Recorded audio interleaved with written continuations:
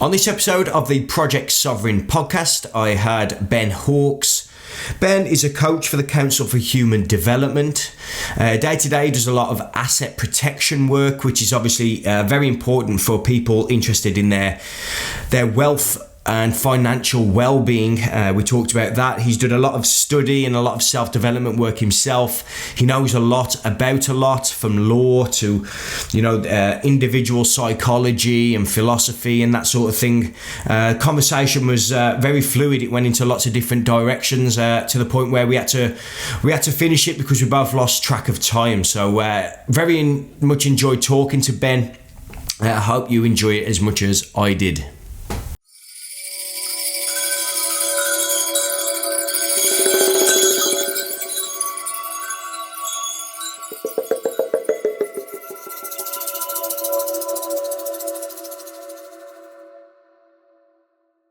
Ben Hawkes, thanks for joining me.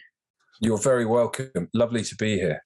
We only met a few weeks ago. I was sitting in a cafe in Cappadocia in Turkey, and I think we were talking a bit of work and a bit of business, and that was the first time we communicated. And it was. You said it was like talking to yourself, which was a reasonably terrifying concept. I've known myself for 44 years, and the idea of there being another one.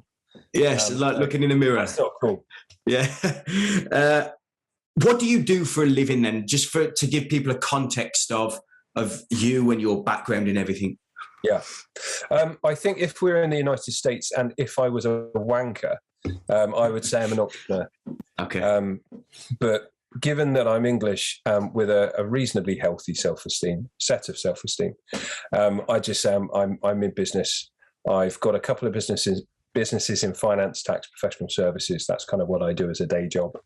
But also I'm a coach of sorts, dealing in mental acceleration with a group, with an association called the Council for Human Development, with an offshoot called Co-Create a Better World, which really is around helping human beings rediscover their limitless potential.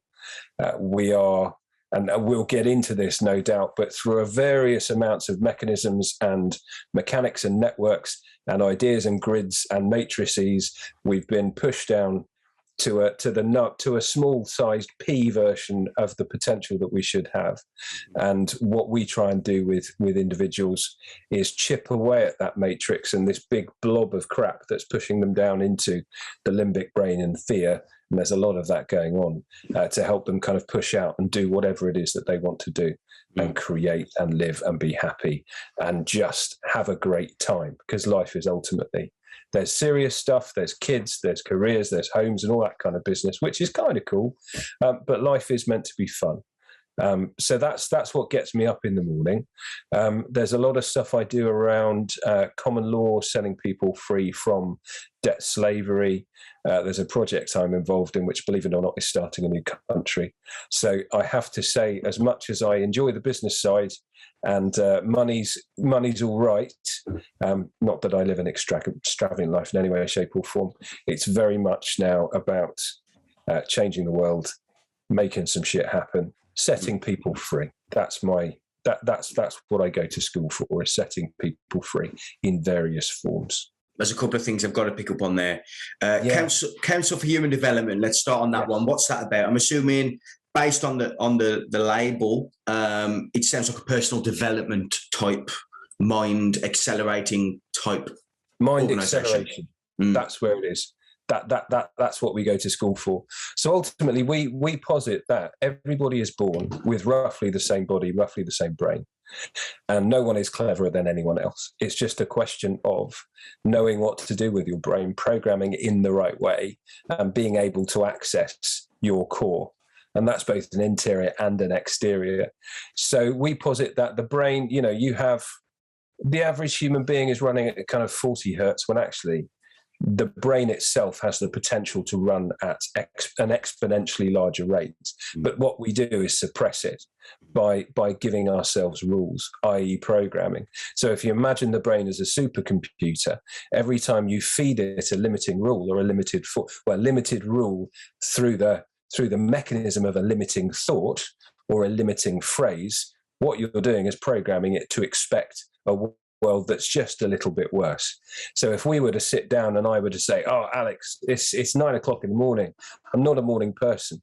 I've programmed my brain to say that I'm not working with an optimal function during the hours between, let's say, 6 a.m. and 12 midday. I've programmed you with the idea that I'm not a guy who you can expect great things from between 6 and 12. So you know you're not going to have a great time with our conversation. I've suppressed myself, and suddenly we've created the reality that mornings are going to be a bit shit and we're not going to have fun. All because I've either had that thought or expressed it. I'm not a morning guy. So what we do, first of all, is try and help people edit their language patterns, because those are the rules. And through language goes thought. Thought creates reality, inside out thinking. So it might be that words like believe, think, get rid, and just get rid of all that stuff that we think makes up our belief system. Because 99.9% of the time, and the balance is, I don't know, Tesla, all we're doing is taking our parents' beliefs, or social media's beliefs, our teachers' beliefs, our friends' beliefs, our army recruiting sergeants' beliefs, and we're co-opting them as our own. And we've just got this mishmash, shit show of an idea, belief system that isn't even ours anyway. And we end up with stupid ideas like, people have a certain quality because of the colour of their skin, that we can't be a football player, that we shouldn't be a train driver, all these kind of things. We get rid of all of that through a process and just let people run clear so they can think quicker, create, do whatever it is that they want to do, have control of their lives, enter into an entrepreneurial vein, enter into an academic vein, write books, write podcasts, do whatever it is that they want to do. So ultimately setting people free. And the reason we do it is because we are going to be kind of 2030 onwards in a position where AI will reach a singularity and will suddenly be surplus to requirements. AI will become, I'm not very good with AI, I have to say, but there will be a singularity. It will take a human form, become spiritual, and suddenly we'll be these useless little peons. And we won't have a place in our own world. And I'm not talking about basic income, all the jobs going, all that kind of stuff, but we will no longer be the architects of our future. So what we're trying to do is get humanity ready for that process, that singularity, that movement, that point in time. Because there are things AI can't do. AI can't be funny. AI can't do links. AI can't contextualize thinking. AI can't do things that the human brain can do. And I think we've forgotten that because we have been pushed into a material world. We're all, I'm a material girl living in a material world. We've been taught that it's I's and O's and binary, but actually it's about nuance and energy and vibration. And the only things that can deal with the world in that way are human beings. And we've forgotten that because we're following the science. And again, there's a controversial statement that's reasonably contextual. So we're trying to get human beings back to who they are meant to be. Right. So it's basically just deconditioning them. In a word. Ultimately, that's the first bit. And then it's revving them up and letting them go. But deconditioning is a very good way of putting it. We have been conditioned. We have been schooled. The word education doesn't mean what people think it means. It means to lead out. It means to take one thing you're good at and develop it and go. It doesn't mean to just be sat down and have thoughts and facts rammed into our heads. So you mentioned there about AI and tech. No, let's go back to, you said new country. Let's go back there first, because that's what you first said. You go back to whatever you want to, brother. I've heard of one country that I think it's on the border of Ukraine or something, called Liberland or Liberland. Have you heard of that? No, I have not. It's like liberty and land, like Liberland or Liberland or something. Cool, isn't it? Yeah, I think it's like a few acres or something, and you can get a passport there paid for in Bitcoin and stuff like that. But anyway, if it's not that, you've got to tell me what it is. Sounds like Venezuela, to be honest. This is very much a genesis of an idea, and it's not my idea. I've just come into a group, and I won't talk in detail. But ultimately, what coronavirus and that whole shit show has shown us is that our lives are not our own, and that the government and the government structures that we have aren't fit for purpose, and they take freedoms, and the whole system has been set up in order to do that without, without being too woo-woo about it, we're in a prison, and that prison has been created with statute, with debt, with systems, etc., etc. And it has become apparent that setting up a country is not that difficult. You know, you look at the Treaty of Montevideo, you do a certain couple of things, you assert sovereignty, you go to the United Nations, make yourself known, you have a base, and then you can start setting up embassies around the world, one of which may be my home if I can convince Mrs. H. But there's a wider piece around educating people about what the world is like and what it is and who we are and how common law works and how we are sovereign and how we've given away, not willingly, we've given away because we have been deceived about who we are. And the first step for me is resetting that and educating people, not in a patronising way, but I want to go on the road into church halls and parish councils and village halls and speak to people and say, listen, you know, it's like the beginning of Lord of the Rings. We were all deceived. We are actually sovereign. We have a spark of the divine. We have power. The law, the power of the law and the power of the governance derives its authority from us. And this has been done to us. And it's been done to us in a fairly premeditated way. And I'm talking in very expansive terms, but ultimately I'm talking about the birth certificate trust system, Setake trusts, the Vatican War platform, all these sorts of things that have been elevated to conspiracy, but ultimately are simply hard fact if you know the questions to ask and you know where to ask them and who to ask them of. So you mentioned there like premeditated and the birth certificate trust there. The question that I battle with is it premeditated? Is this a plan that is now playing out towards the end game? That's a really, really good question. It's almost let me finish one sec. Or is it merely human development that is unfolding and it's something beyond the collective will? Are you with me? That it's something bigger than us that's playing out? Something I battle with. Is it premeditated by nefarious agendas and organisations? Do they exist? Yes, they do. Whether people like to admit it or not, they do. Yeah. So is it towards the end game, or is it a natural human development? Are they a part of that development? You with me? This is something I battle with. What do you think? Well, obviously I can't answer that because I don't know, and knowing is the key. And that sounds like a really throwaway statement, but I think it's a very important thing to face and then move on from. That gnosis is very important to happiness, in that what can I rely on right now? And that's all I can establish. I'm going to move on that. Can I establish that my wife loves me, that my daughter is wonderful, that I have good friends, that I have good experiences, that we're having an interesting conversation? Yes, I can. Great. That's a good platform to move from. But coming back to your question, I don't know, and it's something I wrestle with too. And I'm a big believer there is one truth.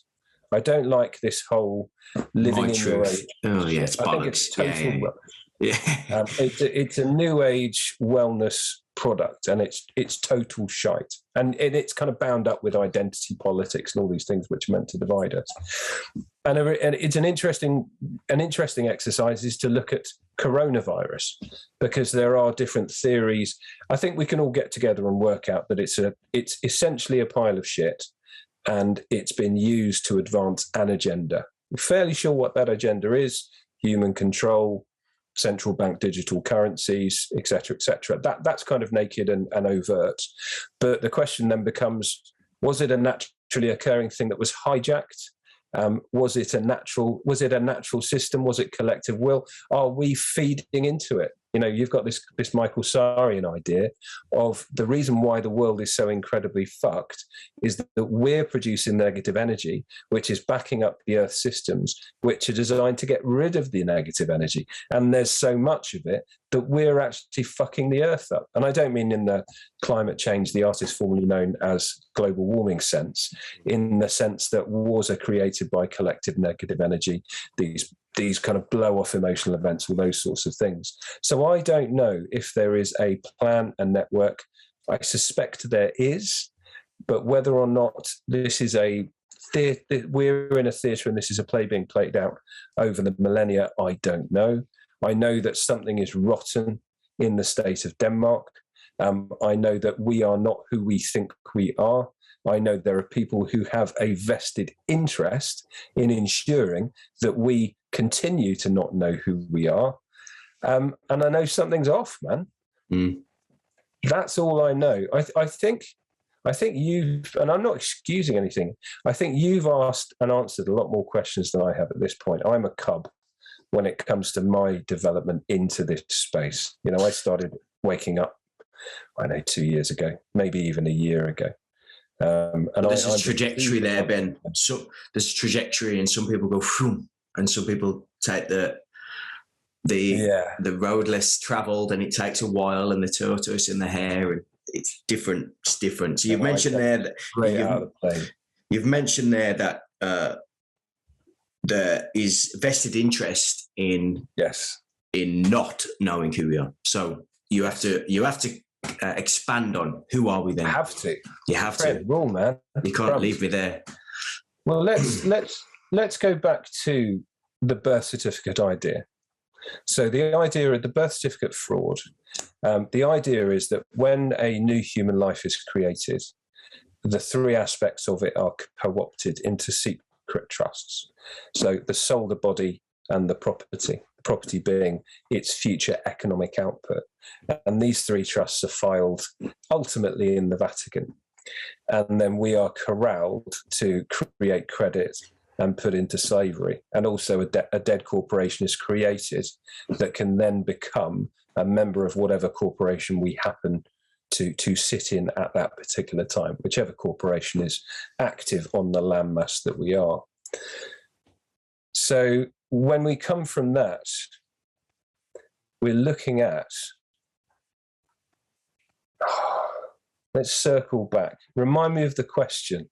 I'm not accelerating. Who are we, basically? Who are we? You've mentioned that there's vested interests. I've said, okay, what would be the purpose then? We right now we're securities. So let's go straight back to the material. Right now we're securities from which credit is created to run the system. And the reason that has happened is that the various experiments with unsound money have failed. And each time there has been a bankruptcy, something has had to be corralled. There comes a point where a country doesn't have enough ports anymore, or enough armoured tank divisions anymore, or national parks, and you have to look for a new asset to give to your creditors. And the Setake trust system essentially has been corralled to provide that asset. Pfizer are going around to Brazil saying, we'll give you the vaccine you want, but we need a couple of ports and air bases. It's essentially the same thing. We'll give you the loans you want, but we're going to need a few more of your people. So that's what we are right now. We're securities. But I think it's very telling that the securities don't end with our economic output. How many tax dollars we're going to create in our life, all that sort of stuff. I think it's telling that our bodies are also involved and that our souls are also involved. And that's, to me, where the kind of nasty, evil, nefarious nature of all this comes, is that our souls are literally put into a box. That box being a settlement or a trust, and our bodies are literally put into a box, and then our economic output, our literal energy, although the energy might result in money, that's a fairly, not a new concept, but it's got an edge of modernity to it, that the system is put together in that way. That speaks of evil. That speaks of a really nasty streak to the system. Because I don't know if you like watching shit movies, but one of my favourites is Shooter with Mark Wahlberg, right. And they're trying to rub this FBI agent out, and a really lovely guy, and they've got this suicide machine where they pull him up and they get his arm there and they can force him to shoot himself. It's one fucked up bit in the movie, and Mark Wahlberg goes, "Who the hell would even think of this thing?" Because it's just evil, right? It's nasty. And then you look at the Vatican War platform and the birth certificate, and you think, what mind did this come from? There's got to be a predication there. There's got to be a real pattern of thought to that. That's what scares me. Well, nothing scares me in that sense, really, but that's what kind of enthralls me and appalls me at the same time, that there is a mind out there that has created this structure and then just rolled it out with these kind of willing influencers who can be bought off with blackmail and money and power and all those sorts of things. And it's just worked happily through the centuries. Not happily, but it's certainly worked. Yeah. I'm not entirely sure if that's answered. No, it has. It has definitely. And I think to make some things clear for people who don't understand, the security is essentially, in its true form, making something intangible a tangible object. So you cannot make a soul tangible. It's impossible in the realm that we're in, at least.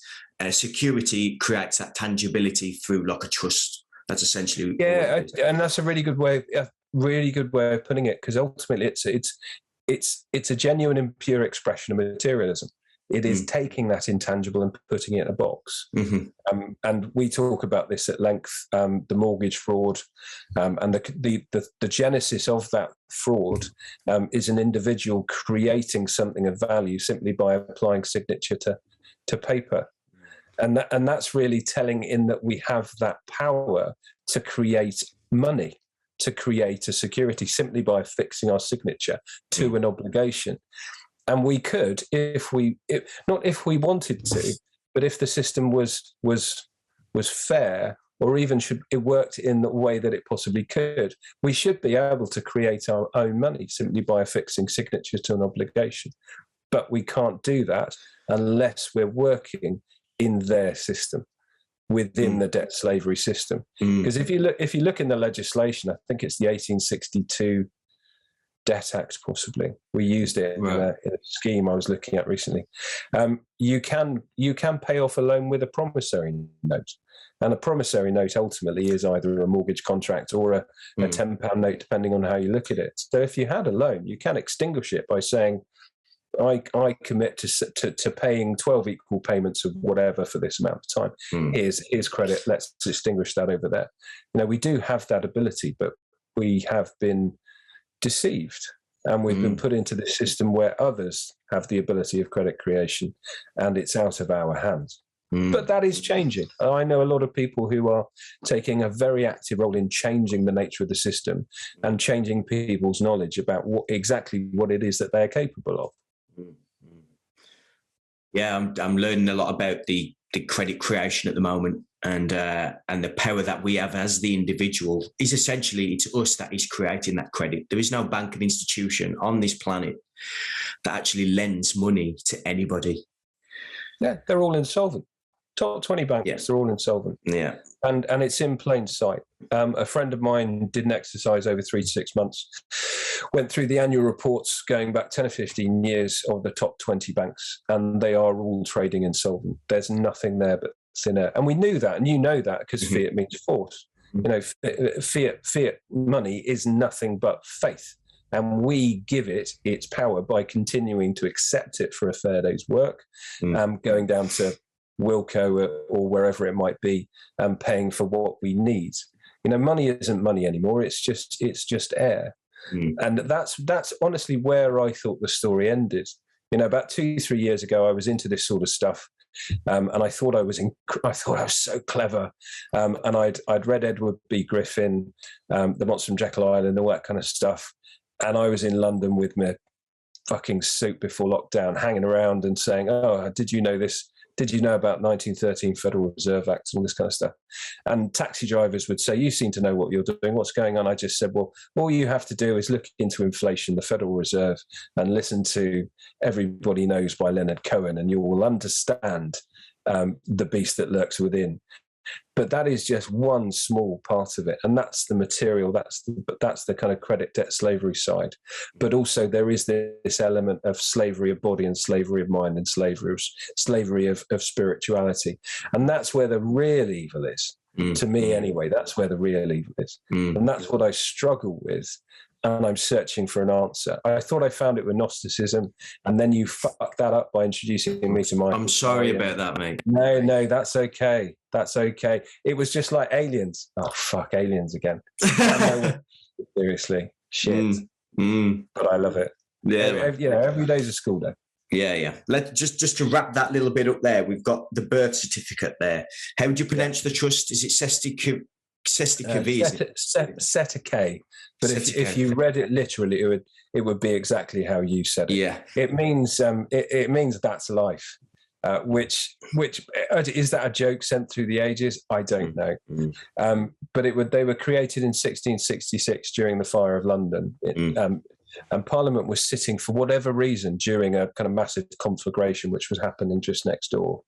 And the idea ostensibly was that because so many people had died in the plague, and I assume we're about to die in the Great Fire. I don't think that many people really died in the Great Fire of London. But the idea was that because so many people had died, it would create problems with regard to wills and estate planning because nobody knew who was dead and who was not.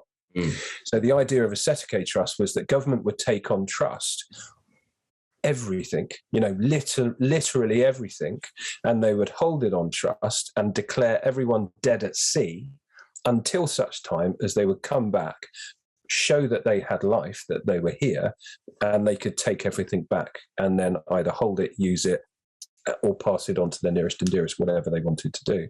So it was a mechanism, it was a legal mechanism, and we have to show distinction between lawful and legal.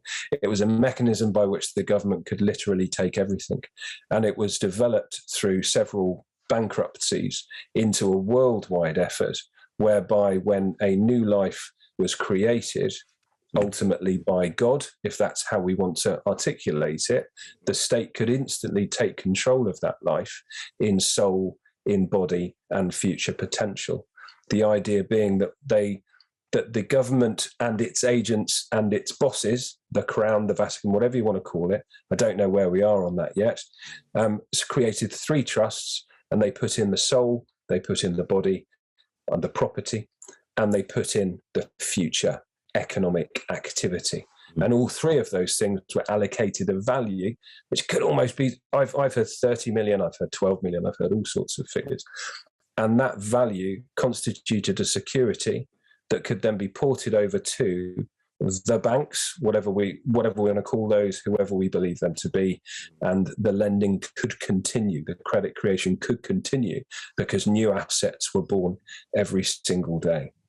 But there is a process. You can go through a process to go to the Chancery and say, I'm here, I'm a live dude, give me back my stuff. And there are several groups working on that process. Let's talk about common law a little bit, because that's bandied around in this so-called truther type community. And I've got to be honest, a lot of what comes out of these things are complete and utter fucking bullshit. So when I hear the word common law, I have a little bit of a cringe within me, because I've seen that many people get fines and speeding fines and all this, and they preach common law and they never actually win anything. Yeah. They just preach it. So I'm going to throw it back to you and say, tell me what I'm missing. No, I don't think you're missing anything. There are a lot of kind of Robin Hood outlaw type people without an ability to get a mobile phone contract, who are living ostensibly free and happy lives outside of the system. But they can't get a Facebook account. I don't know whether that's a good or a bad thing. Right. And they can't get a mortgage. And I don't mean that in a braying way. I think the key to living with the system is to know when to step into it and know what you need from it. I do have a mortgage, because I need a house. My daughter and my wife have to live somewhere, and so do I. So I'll engage with that. I'm engaging with it on my own terms, because the mortgage we had previously, I'm now challenging. Recently, I've done an exercise in getting rid of some debt using a process. Whether it's worked because the law was good, or whether it worked because I made such a nuisance of myself and I was seen as some sort of peon to be got rid of, I don't know. All I know is it's worked. But for every person who's done it, I know 10 who have not turned up in court to not contest council tax because they've been told not to turn up, because you're entering into their rules and you're ceding your sovereignty to the corporation, and what happens, they just get given a massive fucking bill and told to fuck off. So I don't have an answer. I know it works because I've made it work and I've seen it. Not I've made it work. I've engaged with a group who've made it work for me. So I know it does work. I know that common law is the law because it's God's law. And it's very, very simple. Don't kill anybody. Don't cause a controversy. Don't take, don't defraud. It's all very boring and very moral. And that statute has taken those very basic laws, which are kind of set you up for happiness, and have turned it into something else. Because you get things like a speeding fine. Although driving a car really fast and knocking somebody over, manifestly that's a bad thing. But that's covered by common law because you've hurt somebody. And you're a bit fucked, and you've got unlimited liability because that's what you accept when you deal in common law, and you have to live with that, and that's cool. I'm cool with that.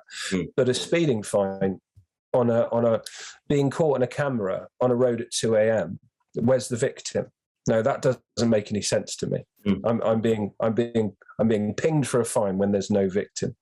So that to me, there's an inbuilt injustice there, and that's when you start to see control, and we're being used to make profit. But the question was, why are there so many people? Why are we still talking about it when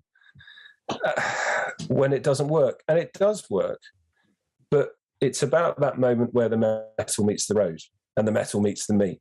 And what I mean by that is, and we were having this discussion in a working group the other day, it's all very well talking about it, but when the soldiers are sent, when I say soldiers, I mean debt collectors and police. When the soldiers are sent, it doesn't matter whether you're covered by common law, because George Orwell talked about the future looks like a boot in the face. Yeah. And that's the nasty end of the state or the corporation, the boot in the face. So what can we do about the boot in the face? The answer is ultimately nothing. But truth tends to out. It's just that we don't really hear about it. The police suppressed the truth about Hillsborough for God knows how many years, and they got away with it for God knows how many years. But the truth outed at some point, and justice was done. Didn't get anyone's back. No, it didn't bring anyone back. But the truth was found, and it was shown, and life changed a bit. But it's the moment. It's standing in front of the tank. It's saying to the police, show me your ID card, and them refusing 2-3 times, and you saying, well, actually, you've just committed a criminal offence punishable by 5 years of imprisonment. It's realising that a PCSO doesn't have the arrest powers that we have. It's all those kind of things. But again, sometimes that just doesn't matter because they've got batons and they've got tear gas and we don't. So it becomes about what we can do. And then you remember that Gandhi brought down an empire ultimately. And Churchill may have been right when he called him a kind of ignorant fakir, a snake charmer. Ultimately, he was a provincial solicitor made good who decided not to wear pants and sat down a lot in front of metaphorical tanks. But then you realise the world we're in now, something has changed in the last couple of weeks. The energy has changed around coronavirus, and now lots of truthers are saying, "Oh no, it's a yeah." And you're like, and your head wants to explode because you're like, for fuck's sake, dudes, just take the positivity for what it is, take the energy on, and move on, and keep going, and keep up the skier. But something is changing around people just saying, "Do you know what? Fuck off." And as English people, I think we're uniquely qualified for the job of this kind of rebellion to the empire, which is, do you know what, man, just fuck off. I'm not interested. I'm not going to wear my mask into co-op. I'm not going to socially distance. Do you know what? I'll go around my mate's house if I want to. And little by little, this spell that's been put on us, and I'm not just talking about Corona, I'm talking about the spell, the topic of topics. It starts to erode and erode and erode until such time as you wake up and go, do you know what? I'm in charge. I am sovereign. I've got the power. And if I simply ignore the government will still be there. They'll still be sending me bills, but I'm just going to ignore it. Because while on the news, we look at our leaders and we think, oh, God, they have such power over us. The reality is, when you bring it down to kind of government and politics, our touch points with the state government, and when I say that, I mean Westminster, the UK government, are very, very limited. The parish councils and the councillors have much more interactions well, not interactions, because you never see the fuckers, but they have much more power over the day-to-day lives. So actually, if you just say, well, I'm just going to kind of ignore the state government, I'm going to turn off the news, I'm going to pay my bills on time potentially, but I'm just not going to plug into that. The more you do that, the more you take the power away from them, the more you realise that actually all of that shit just doesn't have a material impact on how you live your life. You know, I like walking a dog, I like running a few businesses, I like my allotment, you know, I like to eat simple food, we do simple things as a family. And, you know, we don't want to go to Disneyland, we don't particularly want a lot of money, we'd like security, but money doesn't really enthrall us.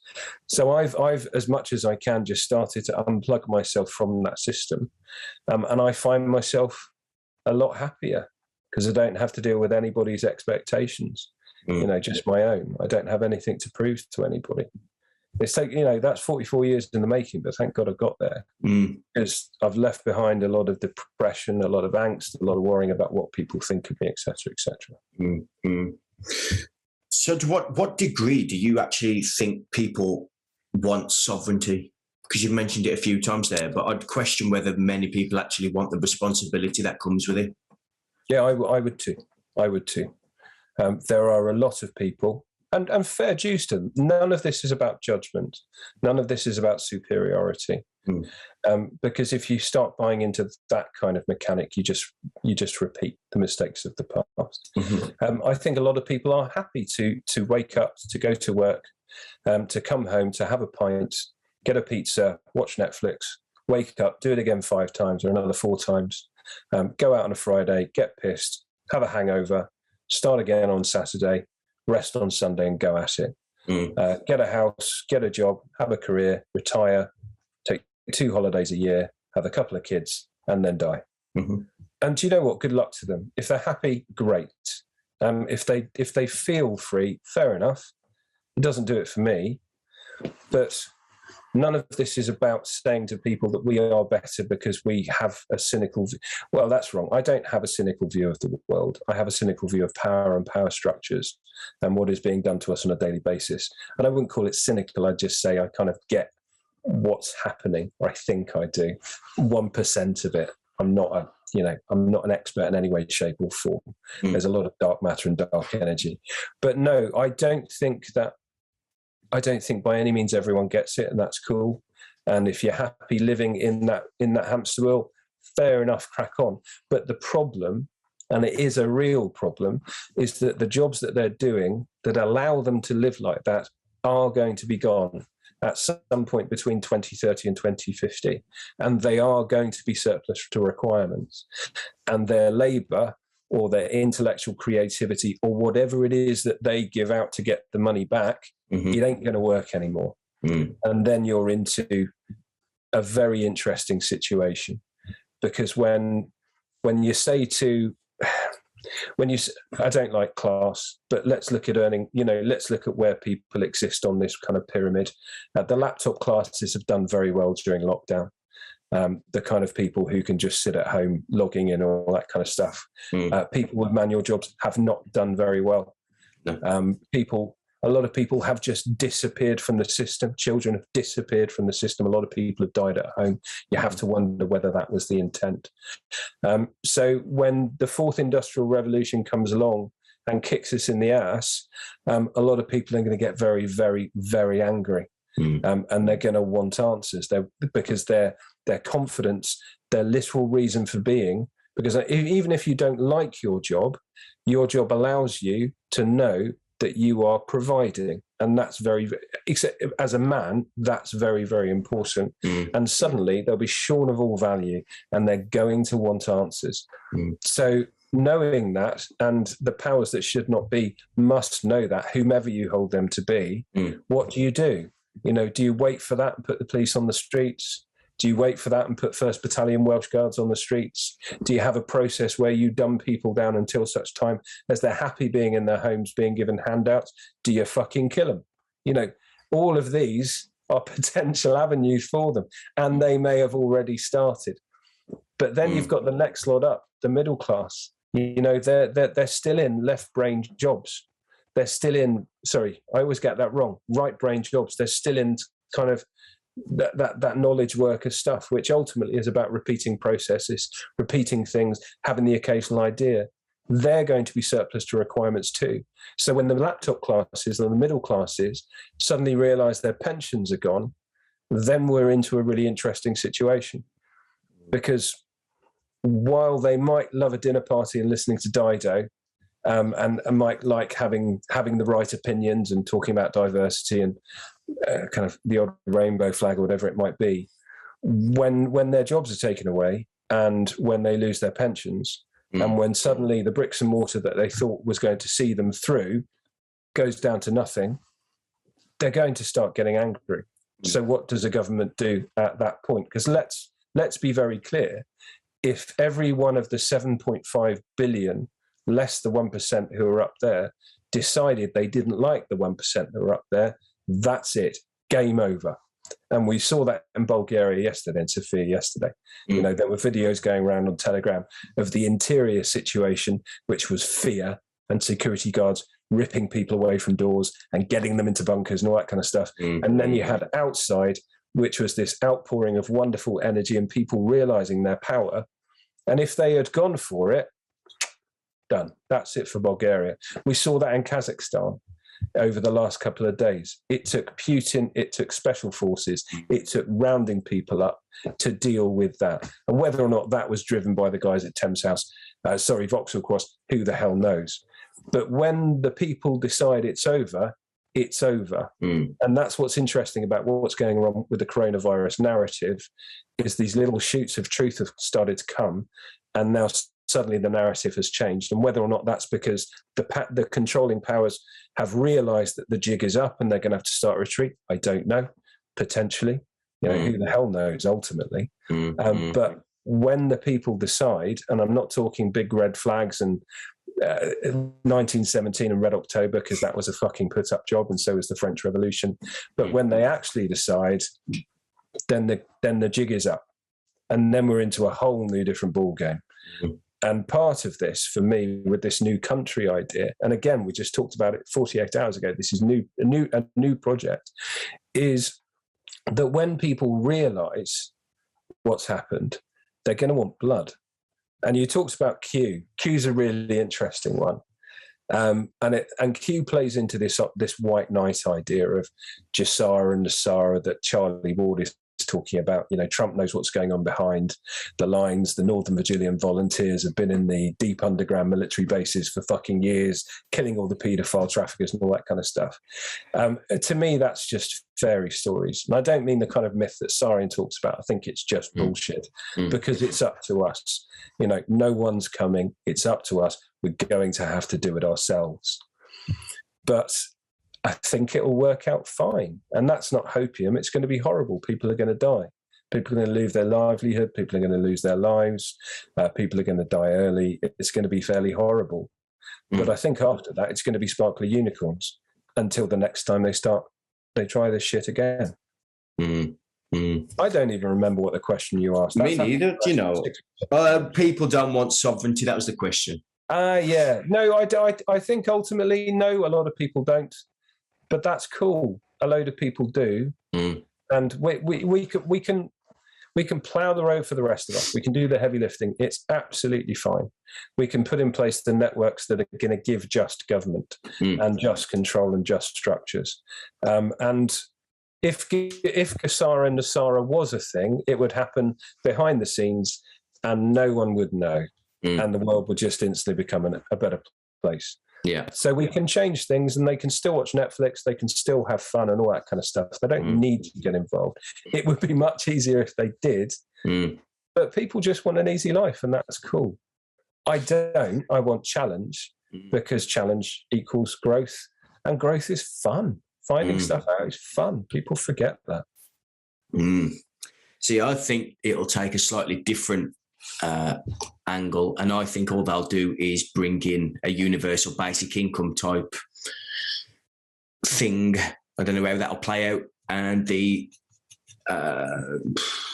classes that rely on those mechanical wages will be catered for, and I think that will you be a good person, sorry, not a good person. You'll be a nice person and do what certain powers want you to be, and you'll be okay. You'll get your money or currency. You won't get your money, you'll get your currency. Different thing. Yep. And the people who don't will have to sort of do what we do now, I suppose, and fend for ourselves, own our own businesses, try and operate in a decentralized manner. We don't need to be in the same part of the world anymore necessarily. We can do that online as a network. And that's where I think we're going. That's where, if I had to write a thesis, that's where I think we were going to be going. I have a huge amount of sympathy with that. I think we said at the beginning you're more cynical. I think I'm more positive because I've got the positivity of youth because I'm quite new to this. Yes. And I think your critical thinking has taken you through lots and lots of paradigms. But ultimately, if the worst happens, I think you're absolutely right. That's the only way that they can do it, to keep people controlled. The only other way is locking them down constantly or just fucking killing them. So you've got to keep them in this. I mean, the Matrix, God willing, is an analogy for what's going on. But the idea of lots of bodies being fed some sort of mush in order to create the power for a computer system to run, that's basically what's happening. And you have to give them some mush. You have to give them something.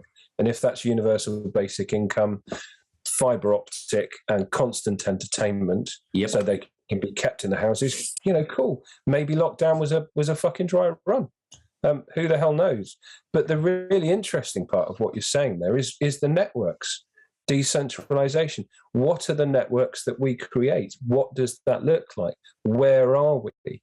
How do we interact with each other? How do we trade with each other? How do we add the value? Do we trade in money? Do we trade in tokens? Do we trade in service? Do we go back to these 100-strong units in the country where we've got a couple of medical guys, a couple of plumbers, etc., etc.? That's the really exciting thing. What does the world look like? There was a response article. No doubt you've read it. There was a World Economic Forum article based around this "you'll own nothing and be incredibly happy" idea. And it was a maybe early 20s girl who lived in a geo-fenced smart city, and she's talking about when we want a fondue set, we can just rent the fucker. And all that kind of stuff. And some people don't like the system, so they live in the country. Basically, they live in fucking caves. But there was a response to that, which was the geofence smart city is where all the guys who are happy to take their booster every 3 months live, and they've all got cancer, and they're basically fucked.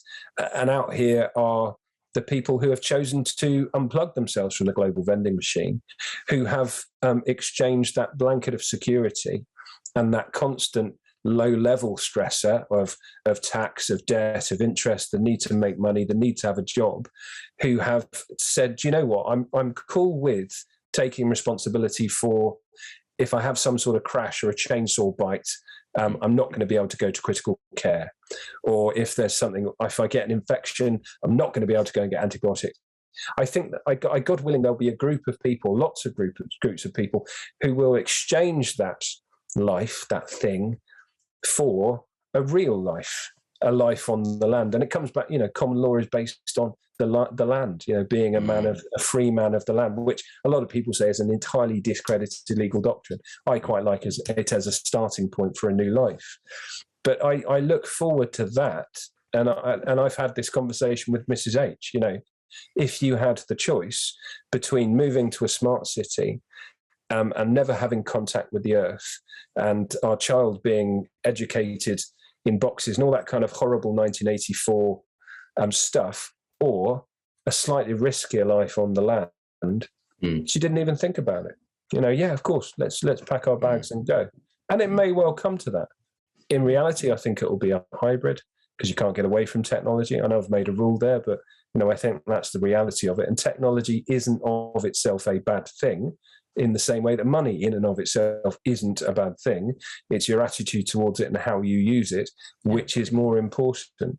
So can we use technology for good? Of course we can. It's being used for good all the time.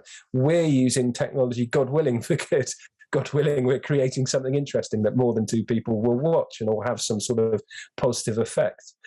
Decentralized networks such as, well, it's not a decentralized network, but alternative networks such as Discord, such as Telegram, such as Signal, such as BitChute, Odyssey. They're all popping up to enable people to share free ideas. They're being used to affect real change. It just so happens that the blockchain is going to be co-opted in the next 2 years to create central bank currency, which can be turned off if we buy the wrong thing, can be turned off if we put diesel in our car instead of plugging it in. That's the real prize for them. That's what climate change is about. That's probably what this has all been about. That's truly terrifying. That's why it's important to decentralize now and put those networks in place. Yeah, I agree with that. That's moved nicely into crypto there. Yeah, a subject I know nothing about. But okay, you don't know nothing about it. Okay, you mentioned central. No, let's talk about it. Yeah, we will do. Central banks, cryptocurrencies. Obviously, we're more or less crypto anyway. Money or currency is now more or less digital. 90+% is on a computer screen. Oh yeah. If you look at the kind of M0, M1 numbers, all that sort of stuff, it's all just cash has been under attack for a very long time because it allows you to take your wealth out and keep it wherever you want to. That's a really bad thing. Gold has been under attack. Silver has been under attack constantly. Because it allows you to have independence from the system. And that's why they don't like crypto, is it allows you to have, it's DeFi. It enables citizens to interact with each other financially without going through the hub. Cryptos are really bad, but they're really good because you build great networks if you're the central bank and control every fucking thing. What you tend to find in the so-called Bitcoin community is that community? That's a really overused word, isn't it? It's horrible. Yes, it's not nice. It's like the LGBT community. Lesbians don't like gay people in they think they're fucking dicks. And you get these people saying, "Oh no, out here in the LGBTQ+1 whatever community, the biggest flag I've ever fucking seen, and obviously just there to divide us because we're all people. Who gives a shit who you fuck? I don't fucking care. Yeah. But yes, community. And you have to use it because you're describing that's a self-identifying construct, isn't it? The Bitcoin community. That serves people who you've got to use it. I'm not having a go at you for using it. I fucking hate the word. Yeah, it's not communitarianism. It's just a community. That's a horrible word, isn't it? Yes. It's just a community of Bitcoin people. Do you go on Twitter? I don't know if you're on Twitter, aren't you? I am, I love poking Covidians on Twitter. That's it. Yeah. There's the Bitcoin ethosphere, if you like. Oh, I love that. That's Tesla-esque. Okay, you like that one. Okay. Like that. I think that's probably where the word Ethereum come from, to be fair. Ether. Yeah, maybe. They all tend to think very similar ways. You don't generally fall into Bitcoin unless you've got the idea that central bank power is far overreached, unless you hold sovereignty as a high value. You generally wouldn't even consider Bitcoin unless you're already at that point. I think that's a very reasonable proposition. And there's like a well-known saying that you buy Bitcoin when you deserve to. I've never heard that.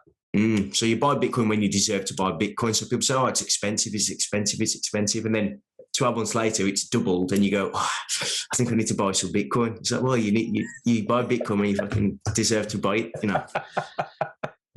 My God, how incredibly elitist! I love it. Go and buy some, man. Go and buy some. That's pure capitalism right there. You can't afford to.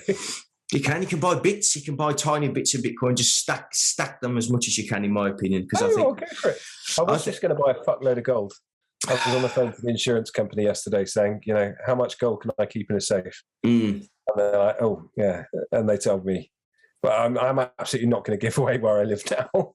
How much gold did they say you allowed in a safe? I could have a safe that's rated at, I think, 10,000 quid, something like that. Okay. I thought it was going to be more than that. It's not much gold anymore. No, it's not. But if hyperinflation comes through the system, as it certainly seems to be, inflation is no longer transitory. The numbers for America I think 7%. Inflation, yeah, producer inflation was even higher. Energy inflation, they were saying between 20 and 40. And we've got inflation running at 5%, which is way past the level at which the Bank of England have to write the letter saying, dear Chancellor, we've basically fucked it, blah, blah, blah. Because you can't use interest rates anymore because that's going to fuck debt holders and, it's and all the government. Absolutely. So, and they love inflation because they've got a fuckload of debt. They can create money, pay it all off. It's brilliant for them.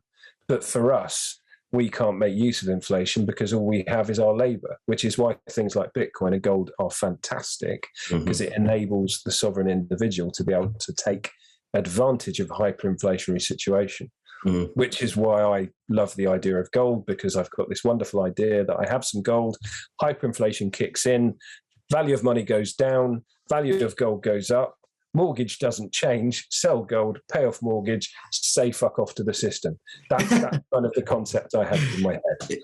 Yeah, so using that, the central banking coins that are going to be created, because they will come. They will. How's that going to affect that model? 24. I think it will fuck that model. I think it will absolutely fuck that model. So you're up shit street then? Oh yeah, no, completely. I mean, I always think. I mean, I'm sat. What you can't see, because I've carefully curated the view behind me, which I know. I think you just live in a beautiful place. I don't think you've had to curate. If you look down there, you'll see two massive boxes of Pampers. Right. If you look over there, you'll see 3 months worth of cans. If you look there, you'll see candles enough to light us for 2 months, and it's all on a spreadsheet. So if the world goes to hell in a handbasket, I'm pretty happy we can handle ourselves. My wife used to be a gardener. We've got axes and chainsaws in the sheds over there. Nice. So that's cool. And if the worst happens, just tell the mortgage holder to fuck off. Sorry, the mortgage order, fuck off. It doesn't matter. I know some guys who have done that quite happily. They've just done a conditional offer saying, I'm quite happy to pay your mortgage, but prove to me that a mortgage exists. Prove to me that you lent me money, et cetera, et cetera, et cetera. So ultimately, if the worst happens, that's what I'm going to do. If my gold, no doubt gold goes up, but my mortgage will be quickly tethered to a central bank currency, and it will just hover around with whatever fee it would have been anyway. So, yeah, I think the government are one step ahead of Ben. But that's fine. They are. But you know what? With big, huge organisations, they're like huge ships on the ocean. And the individual... It's an aircraft carrier turning, isn't it? It is. And that's what we have to... We can say the individual can move very quickly. We're very fluid. We're very flexible. These big, massive entities are slow turning big ships, and although they're very powerful with a bit of acceleration and that, they're like a steam train, they're very slow to turn, and that's what the individual holds over a collective idea. Absolutely. It's the agility and also the group forming as well. There was a wonderful book I read, it was about 10 or 15 years ago, and I'll try and find it again, but it was a civil war in the United Kingdom, and there was the government forces, and then there was this self-organizing collective of part-time soldiers who had this wonderful technology, who had a crowdsourced decision-making process they could use in a battle, and they would all they'd say, right, we need to go and fight the government in Maidenhead. They'd all put on their suits, and they'd all gather around and say, right, okay, I think we're going to have to go in through the A3112 because I can see a couple of tanks there. Let's vote on that. Boom. That's the power of crowds. That's the power of individuals and networks coming together to take massive action. And it's really interesting that you can see it playing out with Corona, because we're fighting, well, depending on, I certainly believe this, whether or not it's true, I don't know, but I certainly believe that we are fighting a different kind of war. We're engaged in a war against our own government. The government are engaged in a war against us, because we are the enemy, because if we all realise our power and rise up, they're fucked, so they've got to keep us down. So we're fighting an information war. But the problem is they don't know how to fight an information war. Now, they're fighting the last war with the same weapons of the last war. We're fighting a new war with those weapons. And you can see it with things like, let's go Brandon. That was a perfect weapon. And Biden and his lot didn't know what to do with it. And it was around the world before their communication strategists have got their pants on, and they're behind the fucking times. And then you've got Boris Johnson and mumbo jumbo. Suddenly, every Twitter handle is changing to purveyor of mumbo jumbo, or proud to be a mumbo jumboist, etc. And you've got this kind of groupthink that takes what they think is a wounding blow and just grabs it and throws it the fuck back at them. It's really interesting. And all of those kind of events at the moment with the Rona narrative are compressing. There's lots of these new weapons coming out as people like McCulloch and Malone, and even the WHO came out today and said that we can't vaccinate ourselves out of this. You know, it's a war that's being lost because they don't know how to fight it. They're not creative. They might be resourceful, powerful, clever, but they're not creative like we are. And that's why we're going to win ultimately. And we will win. I hope you're right. I'm open to all results. I'm happy to live in the unknown. I have no idea. Yes. Well, this is the key, isn't it? A plus B doesn't equal C. A plus B equals a multiple set of potentials, all existing within them at the same moment, and we will pick one that's right. And if the information changes, we will pick a different one and crack on. Certainty is the enemy as far as I'm concerned. Yeah. All of my mental health problems have come from, and I'm sorry to say my mental health problems. I hate it when people say that. My depression, my anxiety, it becomes an ownership thing. It becomes part of your identity. Yeah. It's total rubbish. Because generally it is total rubbish. But the problems I've had come from a requirement for certainty. I need to know where everything is, and I need to know where everything fits. And coming off that's really, really fucking hard. And I'm about 1% towards it. But I went to a Reiki healer the other day, and she said, I saw something very interesting. I said, what was that? She said, you were sat in a canoe with no paddle. And then the water got bumpy, and you didn't like it very much. I said, was I literally down the river, up shit creek without a paddle? She said, do you know what, you were? And you didn't like it because you required control. And I told her that I thought I had the beginnings of arthritis in this finger, and I thought it was me being judgmental, so I stopped being judgmental. And she said, no, it's not that. It's you're holding on too tight. You require control. You require certainty. That's your operating system. You've got to stop it. Otherwise, you're a bit fucked. I said, right, that's good. Let's work on that. Well, someone very close to me who I love very dearly has had that issue to the degree that she had a real hard time. What was labelled as obsessive OCD. In the real sense of the word, not like just touching stuff, in the real sense of the word. And 100% of what you just said is all to do with certainty, being able to live in the unknowing. Now, if you look at Maslow's hierarchy of needs, the lowest rung is over and above shelter, it's safety and security. Yeah, it's the lowest rung, but it's the wide. It's the second widest, and that's very telling.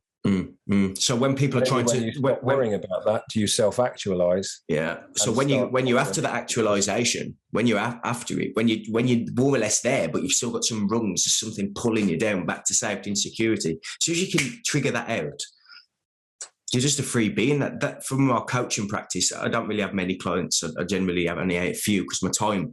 But when I do deal with these people, that one thing is the when you pull a catapult and it's been pulling and pulling, then you spring the catapult. That's it. Yeah. I've had relationships break up and everyone thinks, oh, it's awful. They turn out the best thing that's ever happened to these people. It's a really interesting point and there are two things I'd like to go with that. The first is I used to sell tax avoidance schemes a long, long time ago, and a man of honour. Say again. A man of honour. If you want to buy. I was a different man back then, Alec. So I've been there at the fall of Rome a few times when these things have collapsed. And I remember one time being in a room for 2 weeks and taking these endless phone calls from people who had this was actually a fraud situation. It wasn't a tax avoidance situation that the chairman of the company I worked for was meant to hold back money to pay people's tax bills. It dissipated. And I was the one who had to phone them and tell them they were fucked. But every one of them, and I went into another business that kind of inherited all of those clients, and the material change to lives wasn't present a year later. And when I talk to those people, you have to think about what does the end of the world look like? You know, will this take your life? No, it won't. Will it take your house? Possibly. That's horrible. But do you have friends? Do you have family? And it almost always becomes about what other people think. You know, what are my friends going to think if I lose my house? What are my friends going to think if I have to give up the Land Rover and go back to driving a Seat, all those kind of things? If you can give up attachment to all of these things, then you become truly free. And that's very easy for me to say. I'm not a rich man in any way, shape or form. We've got a nice life. You know, we can generate, if the washing machine breaks down, we can go and buy another washing machine, that sort of stuff. But ultimately at the beginning of the first lockdown, I thought, right, I'm fucked. I'm going to have to make my plan A, B, C, D, E, F. I took a completely different tack, did an MBA, started 2 new businesses and kind of sailed the fuck through that thing. But I was sat there thinking, right, me and Claire can get jobs as DPD drivers if the worst happens. The agricultural kind of concerns down the road are going to need fruit pickers. We can go and do that. We can make it through this. It won't be a problem. As it turned out, I didn't need to do that, thank God. But you're completely right. When you jettison the need for that certainty, and this is what we come back to with this kind of death from 1,000 cuts, needing to be involved in the vending machine, needing to pay taxes, needing to pay off debt, all these sorts of things. If you can get rid of your engagement with that, you become what you're meant to be, which ultimately all the problems started when we stopped being hunter-gatherers. And you can include health in that. You can include the way we live in that, because we spent a lot more time having fun when we were hunter-gatherers than we do now. You know, we worked a couple of hours a day, and that was it. Then we just went over the village and saw our mates, worked on a new spear, blah, blah, blah. You know, it sounds a lot more fun, without a doubt. You know, when you see footage of people in what we might call underdeveloped nations, they don't half look happy. They're always laughing. Yeah, and there's a reason for that. Have you read the book? Have you read Spiral Dynamics? No, I have not. I have a feeling I'm going to fairly soon. Yeah, that's it. If someone posted notes and that in there, but that is based on like the development of consciousness through people's lives and through civilization and through nations. And they use memes. So, you know, you mentioned Let's Go Brandon. That's a meme. Yes. Yeah. Yes. So they use memes. They use colours as an expression of certain levels of consciousness. So it goes from beige all the way through to turquoise. Beige being, you could consider, I don't know, viruses, bacteria, that sort of consciousness where it's more nearly dead and nearly a dead entity. All the way through to turquoise, you might consider, I don't know, so-called enlightened people, yogis, that sort of thing. You might consider it that. And civilizations all the way throughout it. So, for example, the Cold War is what they called blue, the blue meme, which was like power. So they had a will to power and nothing was going to stop them. Yeah. Whereas you had the US that were orange, that was slightly more developed, which is capitalism, essentially. Individualism to the more of the greedy sense of individualism. Yeah. And that was a clash. And that's why the Cold War happened, was because you had the will to power of the Russians and you had the freedom and the individualism of the Americans. And that was what was going on. So it tries to use these memes of consciousness in order to express what goes on within the individual and what goes on with cultures and societies and whatever.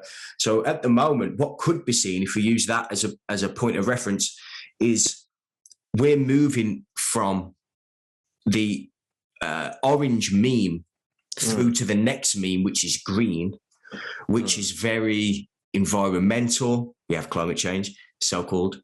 We move into the environmental thing. We move into the every equality everywhere stage. I don't know. Listen, it's a book. That will be true. I don't. No, not necessarily that climate change is true in the sense that they're saying it, but in the sense that we should all be taking care of the planet more. No, I don't necessarily disagree with that. I think people should take more care of the surroundings and stuff. When you see little dickheads throw stuff out the car, that's what's heartbreaking about climate change is that we should absolutely stop chucking plastic into the oceans. You know, I grew up in London and there was white dog poo everywhere and it just disappeared. And that's great. And the Thames is looking good. There are lots of You know, we should absolutely take care of the earth because we are part of the earth. You know, I always say to people when you're talking about kind of grounding and getting sunlight and literal tree hugging and forest bathing, that sort of stuff, these things make us feel good because they are returning us to our operating system. We are part of the earth. We're designed to be in contact with the earth. That's what stops inflammation. That's what stops autoimmune disorders that have only happened since we've been wearing rubber-soled shoes. If you imagine the earth as an Airfix kit and you kind of open the box and you open those instructions, it would show the earth with the little figures attached to it. You know, we're all little Lego people who are meant to be attached to the earth, but we've become divorced from it. That's the true heartbreak of climate change, is we're all focusing on this absurd idea that carbon dioxide is our enemy and that the earth is warming. Clue, it's just fucking not. And that we're ignoring the reality of lots of horrible isolated instances, plastic, oil slicks, you know, industrialization, draining rivers, all that kind of stuff. No one's saying that's not fucking horrible. It's fucking horrible. Every day, you know, my Qigong teacher taught me to go to the north, go to the south and say thank you for things. One of those is thank you for the earth, because we are part of it. We're part of the operating system. We're in the instruction manual. Yeah. But climate change has been co-opted to make us hate ourselves ultimately, and to deindustrialize. And would it be good to stick a less cancerous and particulates into the air? Yeah, absolutely. Around here, we've got several roads which have been kind of messed around with, and it's caused problems with traffic. But air quality has gone up, so it's kind of cool. But this kind of self-flagellating idea that we're killing the earth on a daily basis, it's just complete bollocks. You know, we're not there isn't rampant deforestation going on. The amount of canopy is going up. You know, we're not getting warmer. It's been a stable temperature for the last 25 years. You know, none of it's true. Yeah. So what you're saying is really, really interesting, and it would be lovely. I mean, genuinely, I'm not being glib or anything about it. It would be wonderful if the meme of the next stage were genuine environmentalism and getting back in contact with the earth and these sorts of things, and genuine equality. But when you say those things, I shrink, because what I'm seeing is the corporate expression of them, and the corporate expression of climate change is these awful adverts that kids are seeing, and of these kind of sad kids singing "It's a Wonderful World" on a landfill site, or Greta Thunberg, the fucking doom goblin, saying we're in an emergency, we're all going to be dead in 12 years. You know, I know kids who genuinely think we're on the way. We're going to burn in the pit of hell, and that hell is earth. But you know, there's a reason Belinda Carlisle sung what she sung. Heaven is the place on earth. Let's fucking be happy about it. But we're teaching our children that the world is ending. And I was a kid during the Cold War. And round the corner from my school in London, there was a siren which was tested every Wednesday morning, and it was the 4-minute warning, and it used to scare the absolute shit out of me. It really did. And my mum had to sit me down and say, "Look, you can't worry about this because you can't control it. You're going to have to move on." And I did after a while. But these kids now are living in. They now think they're living in a world where it's not human intervention that's going. It's not a bomb that's going to drop and everything within 10 miles being destroyed by a concussion wave and a fire wave. It's going to be the earth. The earth is going to kill us.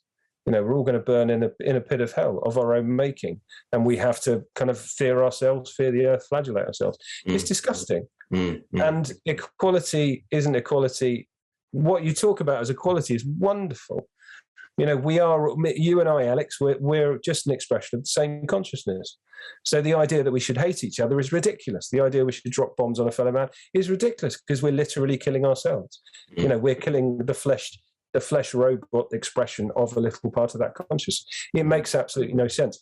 But what we're being taught when we talk about equality is that we are all individuals. You know, you're your own person. You've got your own colour on the flag. Yeah. And they're not doing it to help us. They're just doing it to atomize us. And it's very, very sad.